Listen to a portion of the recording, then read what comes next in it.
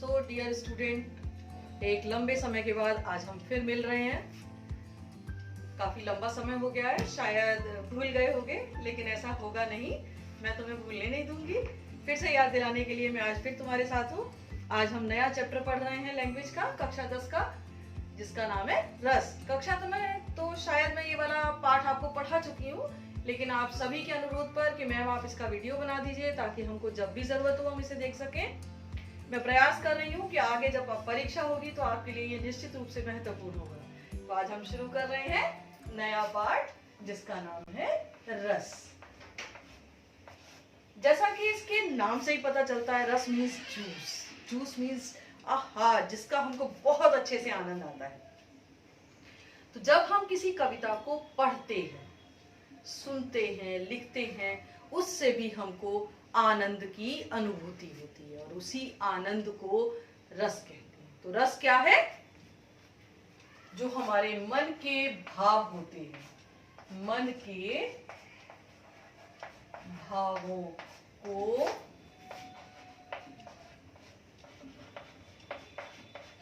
अभिव्यक्त करने वाले तत्वों को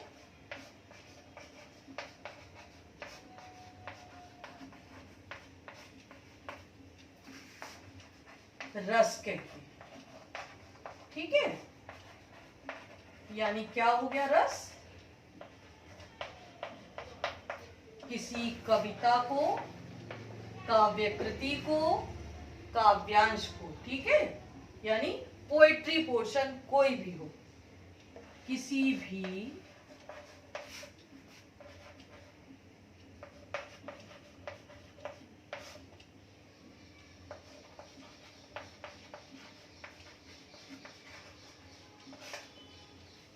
काव्य कृति को पढ़ने, या तो हम उसको पढ़ें, या फिर हम उसको सुने, या फिर हम उसे लिखें, इन सब को करने पर मिलने वाला आनंद रस कहलाता है।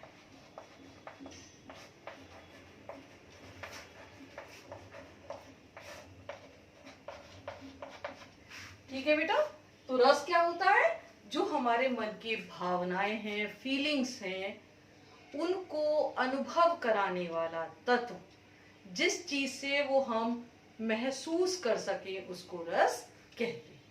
ये तो हो गया रस का अर्थ।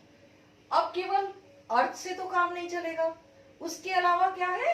रस के बहुत सारे पार्ट्स होते हैं। जैसे हमारी बॉडी के बहुत सारे पार्ट्स हैं, ऐसे ही जैसे बॉडी में ये हाथ हैं, पैर हैं, सिर अलग है, मुख अलग है, धड़ अलग है, ऐसे ही रस के भी अंग या अवयव होते हैं। तो रस के अवयव या अंग, रस के अंग या अवयव हैं। सबसे पहला है स्थायी भाव। स्थायी भाव, स्थायी का अपने आप से ही मीनिंग समझ में आता है, परमानेंट। स्थायी मीन्स परमानेंट। तो जो फीलिंग्स हमारे अंदर हर समय मौजूद रहती हैं, उनको कहते हैं स्थायी भाव। लेकिन ये कैसी फीलिंग होती हैं? दिखाई नहीं देती, सोई हुई रहती हैं, छुपी हुई रहती हैं, दबी हुई अवस्था में रहती हैं। तो स्थायी भाव क्या है? वे भाव जो हमारे अंदर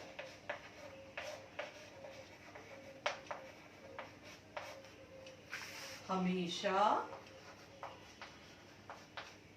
शांत, या फिर कहें सोई हुई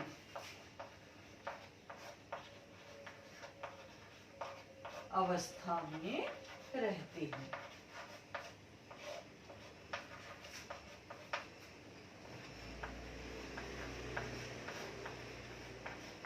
वो क्या कहलाते हैं बच्चों? स्थायी भाव कहलाते हैं। तो सबसे पहले हर फीलिंग जितनी भी होती है, कौन कौन सी फीलिंग होती है? कभी हमको दुख होता है, हम खुश होते हैं, कभी डर जाते हैं, कभी क्या होता है, आश्चर्यचकित हो जाते हैं, कभी हमारे अंदर दुख की भावना इतनी बढ़ जाती है कि हम रोने लगते हैं, कभी हमें क्रोध आ जाता है। ये सब भाव क्या है, कभी हम खिलखिलाकर हंसने लगते हैं। तो ये भावनाएं रस कहलाती हैं। ये सारी भावनाएं हर व्यक्ति के अंदर होती हैं, लेकिन हर समय दिखाई नहीं देती हैं, शांत अवस्था में अंदर दबी हुई रहती हैं। क्लियर बच्चों? तो आगे चलते हैं हम। पहला अवयव है हमारा स्थायी भाव, उसके बाद देखते हैं दूसरा अवयव क्या है।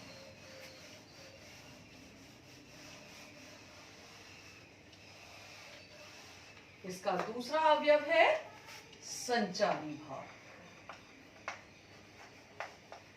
स्थायी भाव के बाद आ गया संचारी भाव। संचारी मीन्स मूविंग, संचरण करने वाला, मूवमेंट करने वाला। तो जो स्थायी भाव मूवमेंट करने लगता है उसको संचारी भाव कहते हैं। क्या होता है, जब कोई कंडीशंस ऐसी वाली बनती हैं, फेवरेबल होती हैं किसी एक भाव के लिए, तो वो भाव क्या करता है, सोई हुई अवस्था से जाग जाता है और वो फिर प्रकट हो जाता है। तो जो प्रकट होने लगता है सोए हुए भावों में से कोई एक भाव, उस भाव को हम कहते हैं संचारी भाव। तो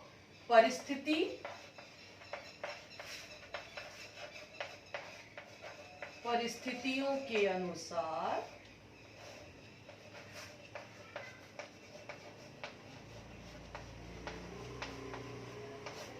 वो क्या होता है, पावरफुल हो जाता है, प्रबल होकर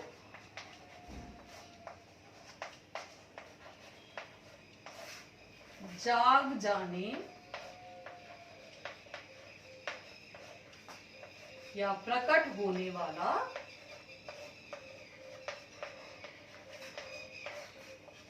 सारे भाव नहीं होंगे बेटा, कोई एक भाव। ठीक है, जब कंडीशंस ऐसी वाली हो जाएंगी जिसकी वजह से कोई एक भाव प्रकट होने लगेगा। मान लीजिए मैं शिक्षक हूं, शिक्षिका तो अब क्लास में गई, मैं क्लास में एंटर हुई, मैं जब जा रही थी बिल्कुल नॉर्मल मूड से जा रही थी, मेरे ऊपर कोई भी भावना का कोई असर नहीं था, नॉर्मल अपनी क्लास लेने के लिए जा रही थी। But at the moment I enter in the class, जैसे ही मैं क्लास के अंदर घुसी, दरवाजा खोलते ही मुझे दिखाई दिया कि दो बच्चे आपस में लड़ रहे हैं। दे आर फाइटिंग बैडली, बुरी तरह से लड़ रहे हैं, एक दूसरे के कपड़े पकड़े हुए हैं और मारपीट हो रही है। उनको देखते ही जो मेरा नॉर्मल मूड था वो खत्म हो गया। क्या हुआ उसको देखकर कि मुझे गुस्सा आ गया। तो क्या हुआ, सोया हुआ जो भाव था स्थायी भाव, वो यहां पर जाग गया। कौन सा भाव, क्रोध वाला। तो वो क्या बन गया, संचारी भाव बन गया। स्पष्ट है बच्चों? आगे चले, संचारी भाव के बाद है अनुभाव। तीसरा अवयव है अनुभाव। नीचे वाला मैं रब कर देती हूं, शायद समझ में आ ही गया होगा। तो जब संचारी भाव जागता है, उस संचारी भाव को किन कारणों ने जगाया, जो कारण हमारे संचारी भाव को जगाते हैं, यानी स्थायी भाव को संचारी भाव में बदलने वाले कारणों को अनुभाव कहते हैं। तो अनुभाव क्या है, जिस कारण से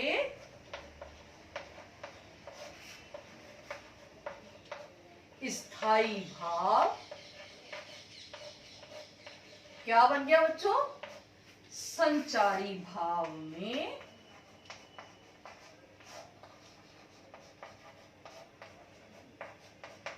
बदल जाए। यानी क्या होगा, ये भाव को जगाने वाले कारण।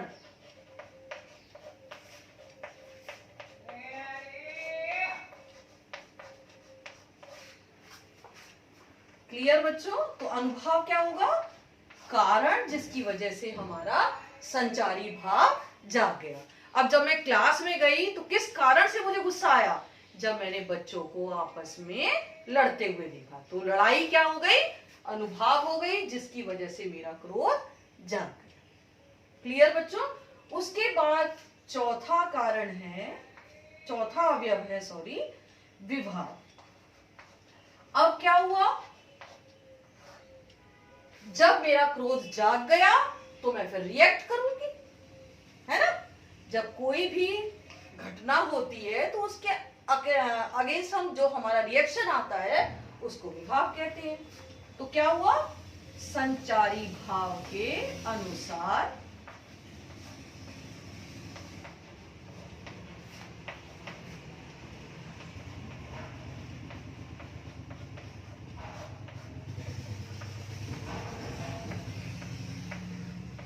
प्रकट की गई यानी दिखाई दी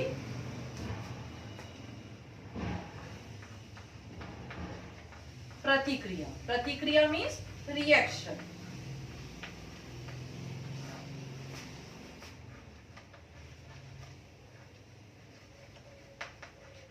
यानी मैंने कैसे रिएक्ट किया, जब मैंने देखा क्लास में दो बच्चे लड़ रहे हैं तो मैं गुस्सा हो गई।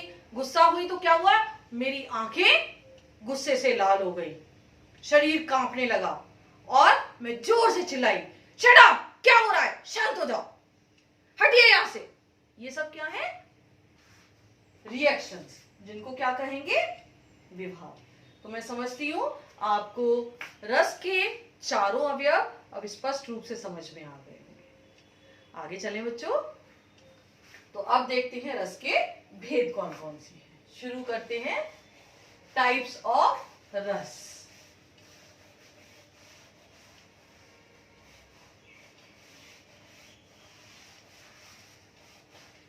रस के बेटे पहले 9 भेद होते थे, ठीक है, लेकिन समय के साथ साथ उसमें परिवर्तन हुआ, 9 की जगह अब वो 11 हो गए हैं। पहले हमारा श्रृंगार रस अकेला हुआ करता था, लेकिन धीरे धीरे कवियों, लेखकों, बड़े बड़े जो हिंदी के साहित्यकार हुए उन्होंने कहा नहीं, हर प्रेम को श्रृंगार रस में शामिल नहीं किया जा सकता।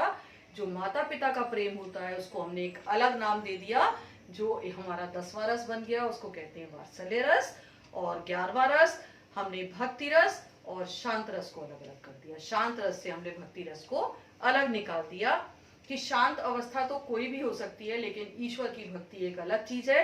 उसके लिए फिर हमने 11वां रस बनाया, जिसको कहते हैं भक्ति रस। तो हम शुरुआत करते हैं।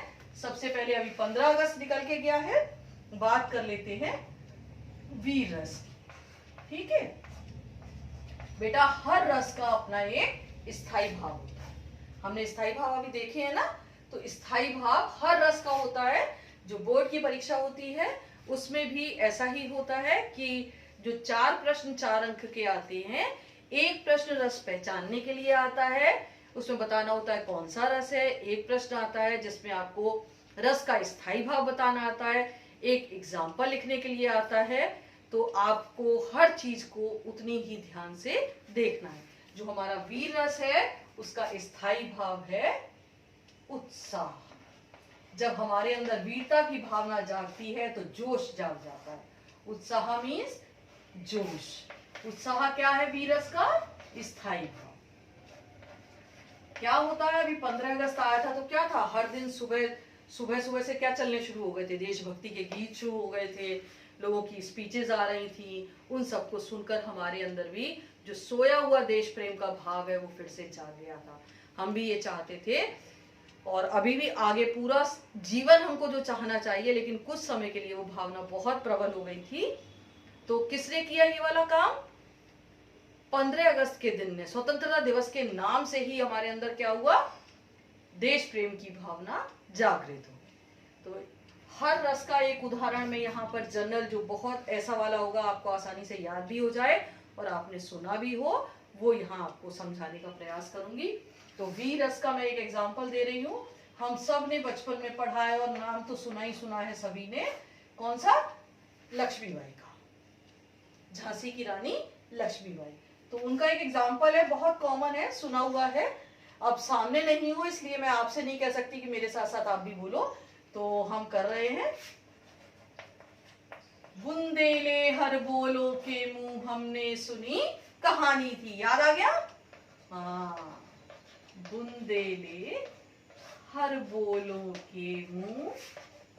बेटा इसमें एक चीज को याद रखना है कि जैसे मेरा यहाँ पर कॉमा आ गया, अगर पूरी लाइन यहाँ नहीं आ सकती है तो फिर मैं अगली लाइन में लिखूंगी। ये कविता की पंक्तियां हैं, इनको कविता की तरह ही करना है। ऐसा नहीं है कि आप उसका भी गद्यांश बना दें कि सबको मिला मिला के लिखते चले जाएं, ऐसा नहीं होता है। कविता में लिखने का तरीका अलग होता है। जहां पंक्ति का विराम होगा वहीं आपको रुकना होगा। तो क्या हुआ, बुंदेले हर बोलों के, इसके आगे मेरा पूरा नहीं आ सकता तो मैं अगली पंक्ति से लिखूं, हमने सुनी कहानी थी। हमने सुनी कहानी थी। कौन सी कहानी सुनी थी? खूब लड़ी मर्दानी वो तो। खूब लड़ी मर्दानी वो तो कौन थी? झांसी वाली रानी थी।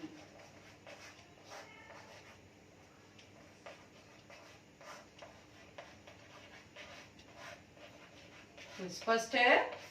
हाँ, एक बार रिवाइज करते हैं। बुंदेले हर बोलों के मुंह, हमने सुनी कहानी थी, खूब लड़ी मर्दानी वो तो झांसी वाली रानी थी। तो पहला रस है हमारा वीरस, जिसका स्थायी भाव है उत्साह। और जब उत्साह का भाव जागता है तो क्या होता है, मन में देश प्रेम की भावना हिलोरेने लगती है। हम ये सोचने लगते हैं कि अगर मेरे देश के ऊपर किसी ने भी आंख उठाकर देखने का प्रयास किया तो मैं भी अपनी तरफ से जो कर सकता हूं अपने देश के लिए करूंगा। ये भावना जागती है। जैसे आजकल चीन को लेकर, पाकिस्तान को लेकर बुरा है तो हमारा मन करता है कि सामने आ जाए तो हम ही इनको मार देंगे। ठीक है, तो चलते हैं दूसरे रस की ओर।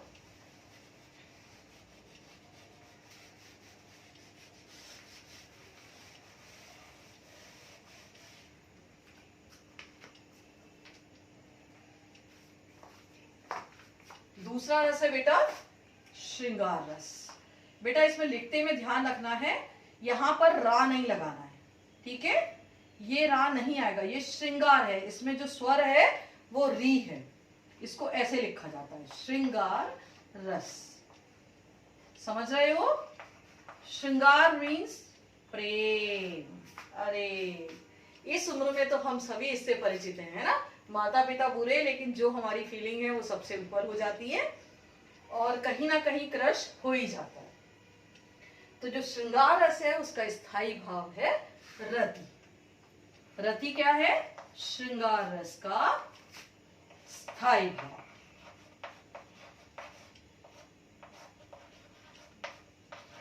अब इसको समझाने का मैं एक बहुत अच्छा सा उदाहरण देती हूँ। वैसे तो मैं शिक्षिका हूँ, मगर जब बच्चों को समझाने की बात है तो उन्हीं के लेवल पर जाना जरूरी हो जाता है। मान लीजिए मेरी क्लास चल रही है, सारे बच्चे बहुत ध्यान से पढ़ रहे हैं और हर क्लास में कुछ नोटी स्टूडेंट्स तो होते ही हैं। अचानक से एक न्यू एडमिशन गर्ल आती है क्लास के अंदर, एक पियन आता है उसको लेकर के, और वो लड़की बहुत खूबसूरत है, स्टाइलिश है, पहले दिन आई है तो यूनिफॉर्म में भी नहीं है। तो जैसे ही वो क्लास में एंटर होती है सारे लड़कों का सेंटर ऑफ अट्रैक्शन हो जाता है। सब क्या करते हैं, अपने कपड़ों को संभालने लगते हैं, अपनी शर्ट सही किया, अपने बालों में एक हाथ लगाया, और हर लड़का क्या चाहता है, जितना हो सके इसकी हेल्प मैं करूंगा, सबसे पहले मैं इससे दोस्ती करूंगा और ये मेरे पास बैठेगी। अपनी सीट भी ऑफर करते हैं, अपनी किताब भी देते हैं, कॉपी भी देते हैं। तो ये सब क्या है, उसको अट्रैक्ट करने के लिए। जब तक क्या क्या विभाव हो रहे हैं जब आप अट्रैक्ट हो जाए। और तुषारापात भी होता है। ऐसा नहीं है क्लास में अगर 20 लड़के हैं तो हर लड़का उसका बेस्ट फ्रेंड तो नहीं हो सकता है। तो जो लड़का सबसे ज्यादा स्टाइल मार रहा था और चाह रहा था वो उसकी सीट पे आकर बैठे, वो उसकी सीट पे बैठ भी गई, उसने उसको हेल्प भी किया, वो उससे खुश भी थी। पर जब वो इंटरेक्शन का नंबर आया उसने कहा भैया आप बहुत अच्छे हो।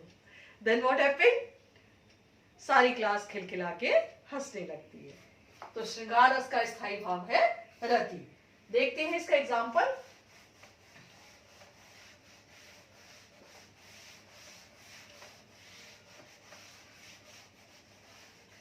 श्रृंगार मीन्स प्रेम। अब प्रेम की भावना को प्रकट करने के लिए क्या होता है, कभी कभी ऐसी परिस्थितियां हो जिनको देख करके आपके प्रेम की, मान लीजिए आज बारिश हो रही है, बहुत अच्छा सा मौसम है बाहर, और अचानक जिसको मैं पसंद करती हूँ या मैं जिसको पसंद करता हूँ वो मेरे सामने आ जाए। और हम दोनों अकेले हों, तो क्या होगा? वो मौसम ने क्या किया? प्रेम की भावना को जगाने का काम किया। जब वो आई तो रिएक्शंस क्या हुए? मेरी आंखें खुशी के मारे फैल गईं। मुझे विश्वास ही नहीं हो रहा कि मुंह फटा का फटा रह गया। और मेरी आंखों से मानो प्रेम ही टपकने लगा, और मैं अपनी बातों से उसको बताने का प्रयास करूं या अपनी चेष्टाओं से दिखाने की कोशिश करूं कि मैं तुम्हें कितना प्रेम करता हूं या मैं तुम्हें कितना प्रेम करती हूं। तो एग्जाम्पल ऐसा ही है, कुछ ध्यान से देखिएगा। आप सबकी जो मनस्थिति होती है क्लास में, ऐसा नहीं है, मैं टीचर हूं तो मैं आपको देखती भी हूं और उसको जानती भी हूं कि किस दशा में आप इस समय चल रहे हैं, क्या दिशा और दशा चल रही है। तो फिलहाल इस दिशा और दशा को देखते हैं, क्योंकि हमारे कवियों ने भी उसमें कभी प्रेम में कमी नहीं रखी है। तो देखिए हमारे जो नायक और नायिका हैं वो क्या करते हैं। कहत, नटत, रीझत, खिजत। ध्यान रखना है, पंक्ति जहां खत्म हो रही है उसको आगे से नहीं लिखेंगे, अगली वाली लाइन में लिखेंगे। मिलत, खिलत, लजियात।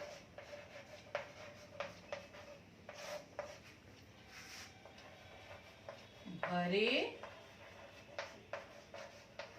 भौन में करत हैं नैनन ही सो बात। अब इसमें कहा क्या है?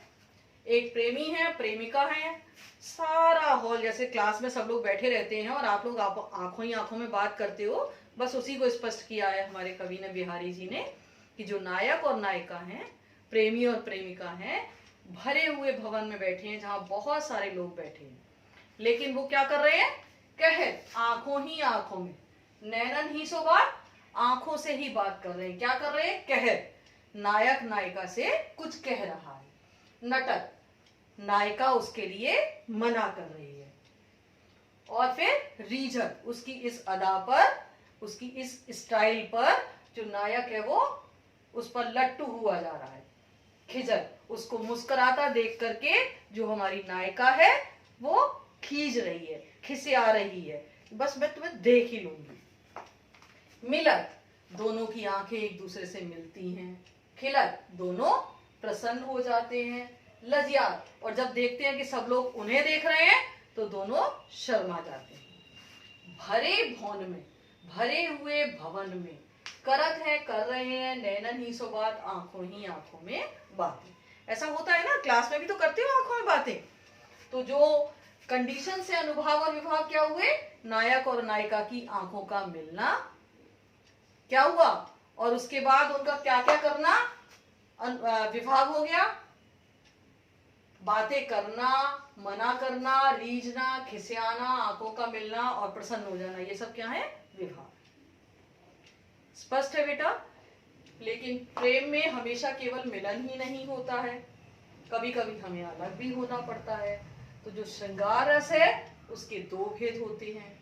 अभी जो हमने पढ़ा वो मिलने वाला है, तो जो मिलना होता है उसको कहते हैं संयोग श्रृंगार। ठीक है, श्रृंगार रस के दो भेद हैं। ये है संयोग श्रृंगार का, जब नायक और नायिका आपस में मिल रहे हैं। अब जब मिलते भी हैं तो बिछड़ते भी हैं, है ना। दूसरा भेद होता है वियोग श्रृंगार। ठीक है,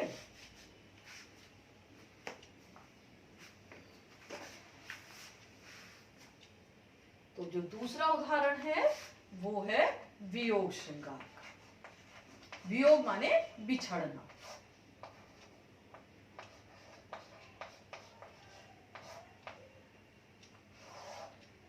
इसका एग्जाम्पल है, 9th में मैंने जब आपको अलंकार पढ़ाए थे तो ये वाला उदाहरण दिया था। ठीक है, 3 बेर खाती थी, याद आ गया?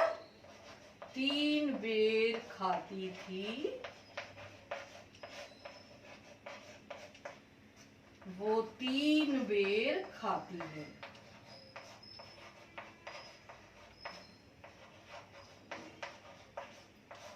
यानी जो हमारी नायिका है, प्रेमिका है, जब वो अपने प्रेमी के साथ थी तो वो दिन में 3 बेर माने बार, 3 टाइम्स, 3 बार खाना खाती थी। लेकिन जब वो दोनों अलग हो गए तो वही नायिका मात्र 3 बेर, 3 प्लम्स, बेर देखे जो शिवजी पे चढ़ाते हैं, छोटे छोटे 3 बेर खाकर ही अपना जीवन चला रही। क्लियर है श्रृंगार रस? आगे चले बच्चों, तो श्रृंगार के 2 भेद हो गए, संयोग श्रृंगार और वियोग श्रृंगार। जब प्रेमी प्रेमिका मिलते हैं उसे संयोग श्रृंगार कहते हैं, और जब उनका बिछोड़ हो जाता है, एक दूसरे से अलग हो जाते हैं, उसे वियोग श्रृंगार कहते हैं। तो पहला हमने पढ़ा वीर रस और दूसरा हमारा हो गया श्रृंगार रस। आगे चलते हैं बच्चों, तीसरा देखते हैं।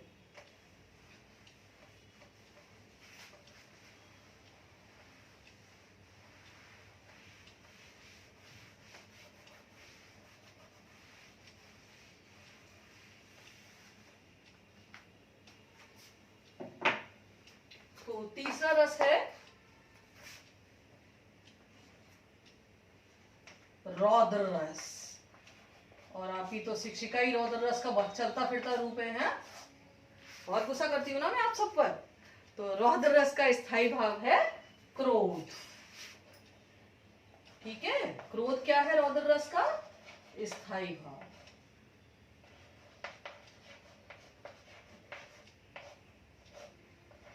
इसको मैंने बहुत अच्छे से आपको अभी समझाया था जब रस समझा रही थी। क्लास में टीचर की एंट्री हुई, बच्चे आपस में लड़ रहे थे और टीचर उसको देख करके क्रोधित हो गई और फिर उसका रिएक्शंस क्या है सारा स्पष्ट कर दिया था। तो मैं इसका एक उदाहरण बता रही हूँ, वो भी आपकी किताब से ही है। चैप्टर बहुत अच्छे से आप सभी ने पढ़ा हुआ है। उदाहरण हम दे रहे हैं राम लक्ष्मण परशुराम संवाद से। याद आ गया? एक हमारे लक्ष्मण जी हैं और एक परशुराम जी हैं। जब आपस में एक दूसरे से वो टकराते हैं तो क्या क्या होता है? सुनत लखन के वचन कठोरा, सुनत लखन के वचन कठोरा, ये एक लाइन है बेटा। अच्छा, परसु सुधारी धरेऊ करी घोरा। क्या हुआ?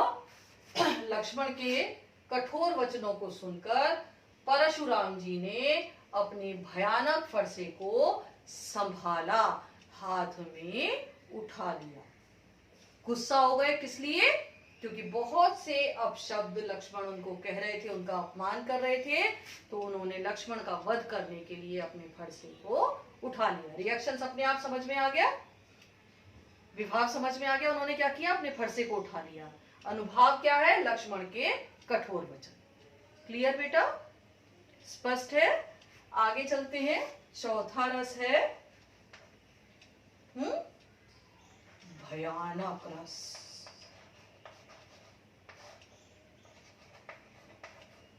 भयानक रस का स्थायी भाव है भय।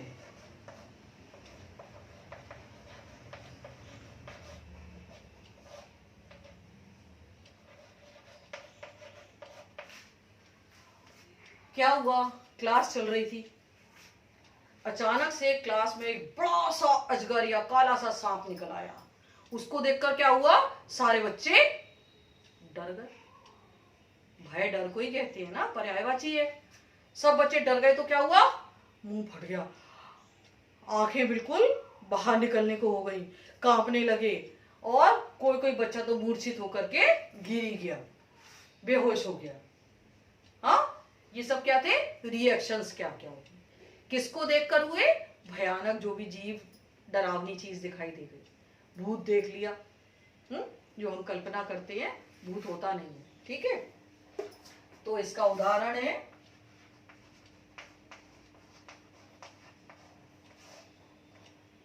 एक और अजगर लखी, एक और अजगर दिखाई दे रहा है, ठीक है। एक और मृगराज, मृगराज किसे कहते हैं? मृग माने जानवर भी होता है, मृग माने हिरण भी होता है। तो एक और मृगराज कौन हो गया? मृग का राजा, पशुओं का राजा अर्थात शेर। एक और अजगर है, एक और शेर है। निकल बटोही बीच सो, बटोही माने राहगीर, निकल बटोही बीच सो, बीच में से होके किसको गुजरना है? राहगीर को गुजरना है, किसी यात्री को जाना है। अब जब वहां से निकलकर जाना है तो क्या हुआ? चौथी पंक्ति है,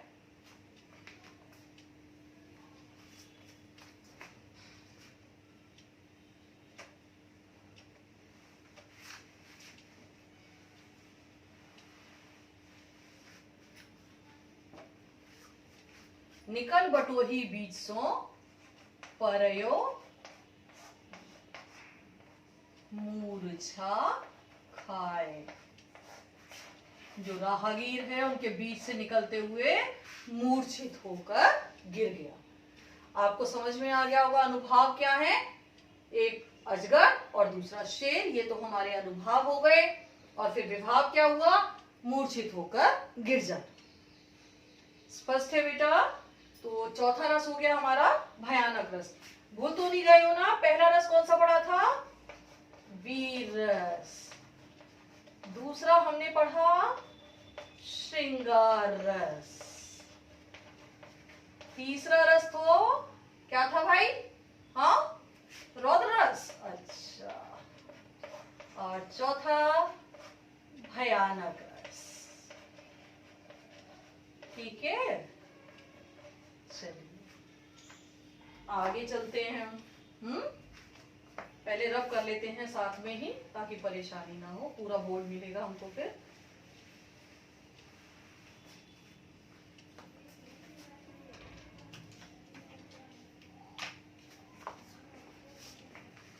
पांचवा रस है वीभत्स रस।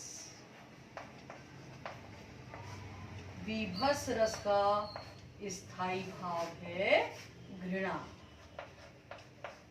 घृणा क्या है? स्थायी भाव। कुछ ऐसा दिखाई दे जाए जिसकी वजह से हमारे मन में घृणा की फीलिंग आए।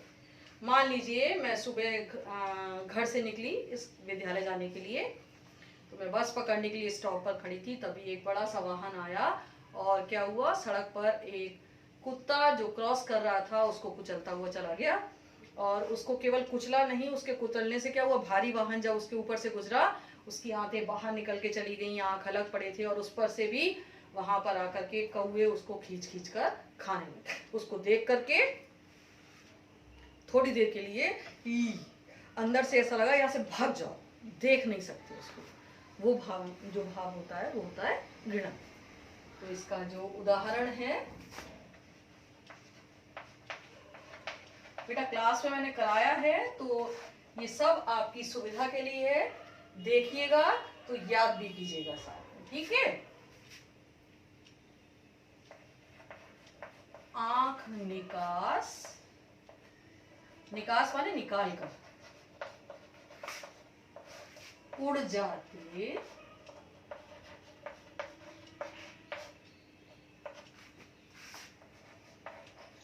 पल भर उड़कर आ जाते शव जीभ खींच कर कौवे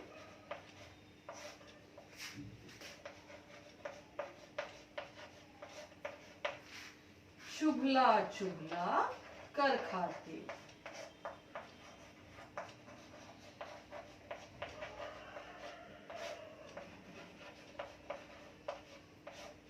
तो जो अभी मैंने एग्जाम्पल आपको दिया था, समझ में आ रहा होगा कि जो कौवे हैं वो क्या कर रहे हैं? जो शव पड़ा है उसकी आंख को निकाल करके उड़ जाते हैं और कुछ क्षण के बाद उसको खा पी कर दोबारा आ जाते हैं। और फिर क्या करते हैं, जो मृत शरीर वहां पड़ा है उसकी जीभ को खींच खींच कर कौए खा रहे हैं। समझ में आ गया विभाव और अनुभाव क्या है? हाँ, जो शव है उसकी दुर्दशा हमारा अनुभाव है, और उसके बाद क्या क्या हो रहा है वो विभाव। क्या होगा अगर ये सब देखेंगे तो हमको या तो वॉमिटिंग हो जाएगी, या फिर हमको ये जी मचलाने लगेगा, वहां से भाग जाने का मन करेगा। ये सब क्या होंगे? विभाव। ठीक है, चलिए, तो ऐसा सा कुछ पढ़ के खुद को भी अजीब सा हो गया। हाँ, 5वां हो गया हमारा बीभत्स रस।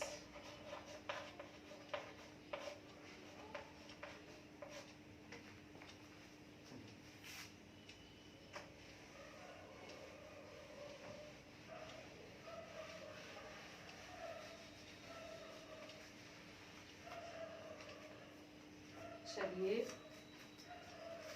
6th है करुण रस।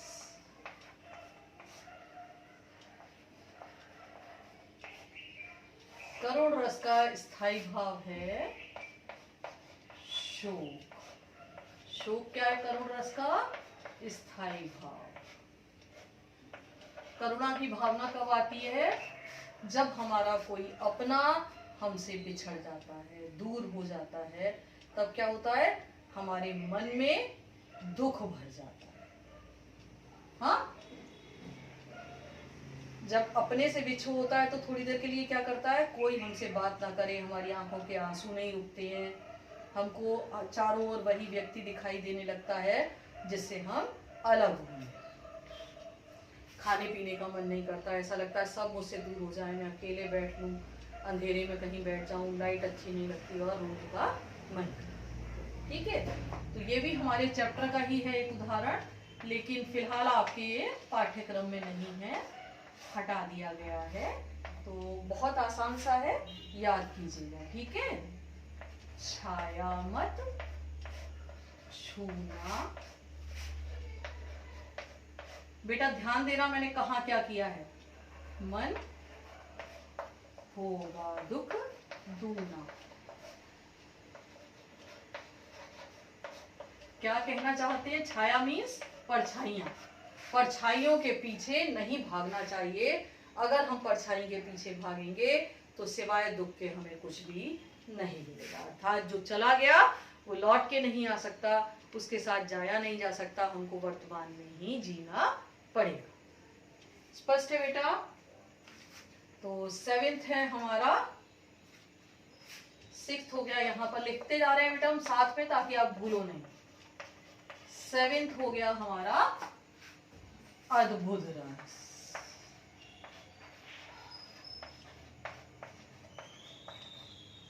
अद्भुत रस का आश्चर्य या विस्मय, इसका स्थायी भाव है विस्मय।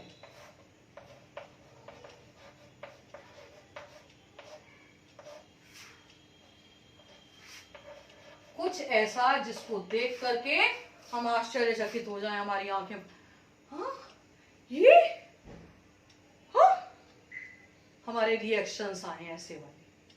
ठीक है, तो ऐसा ही एक एग्जाम्पल है जिसको देखकर आपको निश्चित रूप से आश्चर्य होगा। क्या हो रहा है? आकाश से बरसे कंबल।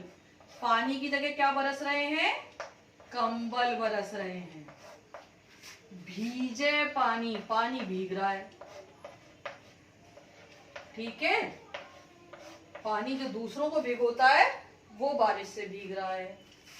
कबीर दास की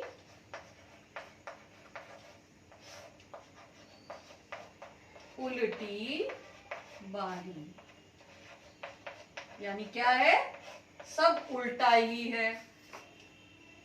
बरसे कंबल, कंबल कभी बरस नहीं सकते, लेकिन वो बरस रहे हैं तो क्या होता है? अरे आकाश से कंबल बरसे, देखो देखो तो जल्दी उठा उठा उठा। रिएक्शंस, आगे फटी रह गई, हाँ ये क्या हो रहा है?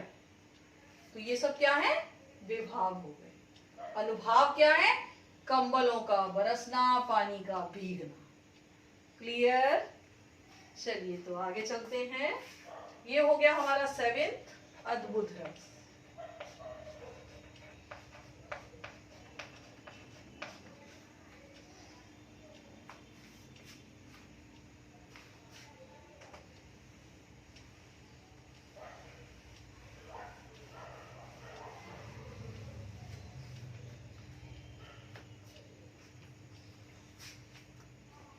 इसके बाद है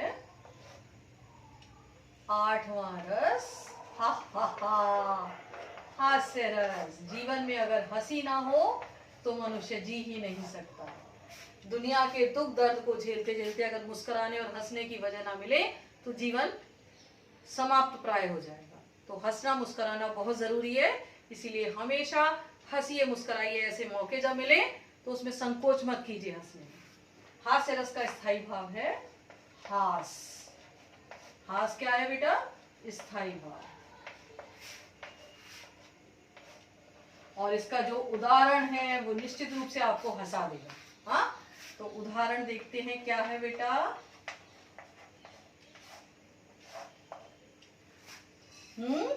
क्या है? एग्जाम्पल क्या है? याद है ना?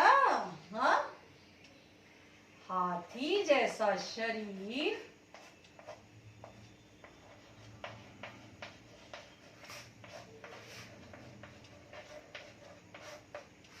गेंडे जैसी खाल,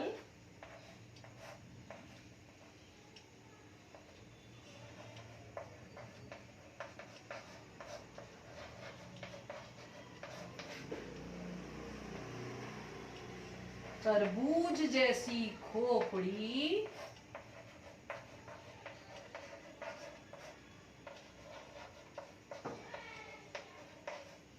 और क्या है? खरबूज जैसे गाल। एक व्यक्ति है जिसका शरीर कैसा है? हाथी जैसा लंबा चौड़ा है, जिसकी खाल गेंडे जैसी मोटी मोटी है, जिसकी इतनी बड़ी तरबूजे की तरह खोपड़ी है, और जिसके गाल खरबूज की तरह लटके हुए हैं।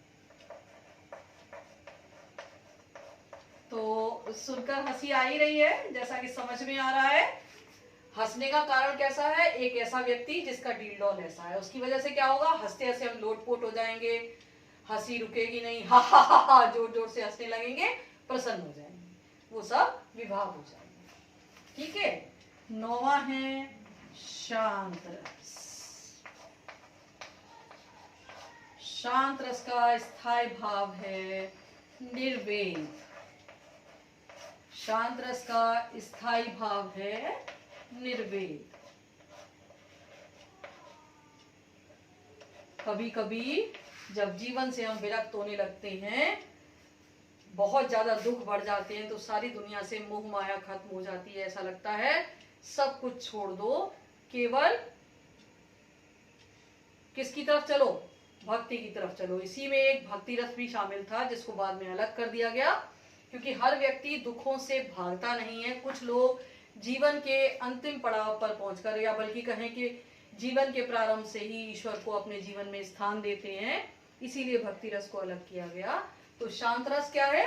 जीवन के प्रति जब हमारी उदासीनता बढ़ जाती है, तब हमको सुख या दुख कोई भी भाव से फर्क नहीं पड़ता, हमारे लिए सब कुछ एक समान हो जाता है। सुख में भी खुश हैं और दुख आने पर भी उतना ही उसका सामना कर। जैसे हमारे चैप्टर में बाल गोविंद भगत है, उनके ऊपर किसी का कोई प्रभाव नहीं पड़ता था। ऐसा जब जीवन हो जाता है, तब वो अवस्था होती है शांत रस की। तो इसका उदाहरण भी हमने 9th में पढ़ा था, वहीं से लिया है। उदाहरण सामान्यतः वो वाले लिए हैं बेटा मैंने, जो आप आसानी से याद कर सके। तो ये क्या है? काबा फिरी, काशी भया,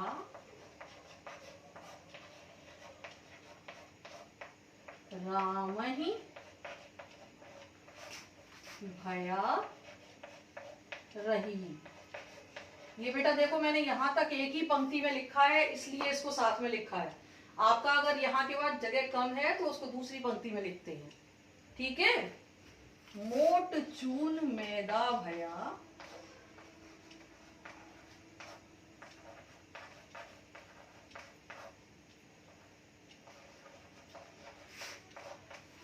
बैठी कबीरा जीम, यानी हमारे मन में धर्म को लेकर के कोई भी ऐसी भावना नहीं है, जो हिंदू धर्म है वही मुस्लिम धर्म है, सब समान है। ये फीलिंग जब डेवलप हो जाएगी कि ये भी बुरा नहीं है, ये भी अच्छा नहीं है, सब अच्छे हैं, सब बुरे हैं, वो भावना होती है शांति की भावना। तो यहाँ पर क्या है कि जो काशी है वही काबा है, यानी चाहे राम कहो या रहीम कहो, है उसी ईश्वर का नाम है। सभी ईश्वर का एक ही काम है, मनुष्य को क्या करना है, उस ईश्वर परमात्मा से मिलाना है, जिससे कि मनुष्य अपने कर्तव्य पथ पर ईमानदारी से आगे बढ़े और उसके अंदर कोई भेदभाव ना हो। स्पष्ट है बेटा? तो ये हो गया हमारा 8वां हास्य रस, और 9वां हो गया शांत रस। आगे चलते हैं बच्चों। 10वां रस है हमारा, क्या बताया था मैंने, श्रृंगार रस से किसको अलग किया है हमने? हाँ, वात्सल्य रस को। Very good. 10वां रस है वात्सल्य रस। वात्सल्य जैसा कि उसके अंदर ही छिपा हुआ है, माँ की ममता, माता पिता का जो प्रेम होता है उसको वात्सल्य कहते हैं। तो इसका स्थायी भाव है वत्सल।